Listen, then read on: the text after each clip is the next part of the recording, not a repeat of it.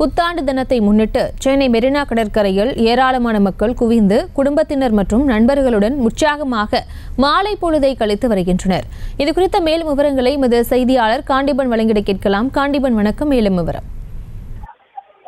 பிரியங்கா, 2024 புத்தாண்டு இன்றைய தினம் பொதுமக்கள் தமிழகம் உலகம் முழுவதும் கொண்டாடி கொண்டிருக்கிறார்கள். அதில் ஒரு பகுதியாக, அதாவது புத்தாண்டு அப்படின்னு சொன்னாலே சென்னை மக்களுக்கு மெரினா கடற்கரை தான் மிகவும் முக்கியமான ஒன்றாக இருக்கிறது.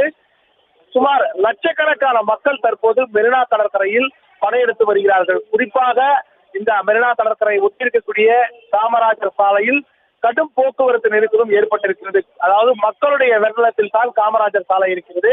அதே நேரத்தில் மெரினா கடற்கரை மணற்பரப்பை பார்க்கும் போது நம் கழுகு காட்சியில் கண்ணுக்கெட்டிய தூரம் வரை மக்களுடைய தலைகள் மட்டும்தான் தெரிகிறது. அதே போல இதில் குடும்பமாக தங்களுடைய இந்த புத்தாண்டை கொண்டாடுவதற்காக மெரினா கடற்கரையில் பொதுமக்கள் படையெடுத்துக் கொண்டிருக்கிறார்கள்.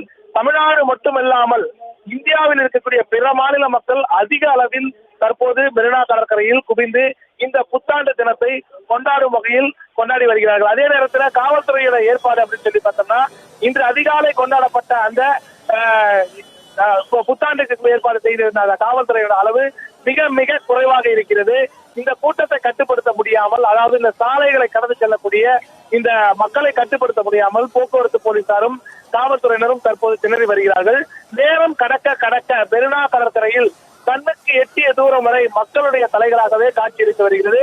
இன்னும் லட்சக்கணக்கான மக்கள் இந்த இடத்தில் படையெடுத்து வரக்கூடிய காட்சிகள் தொடர்ந்து நடைபெற்றுக் கொண்டே இருக்கும் என்று எதிர்பார்க்கப்படுகிறது. பிரியங்கா, செய்திகளை உடனுக்குடனும் துல்லியமாகவும் தெரிந்து கொள்ள சப்ஸ்கிரைப் பண்ணுங்க.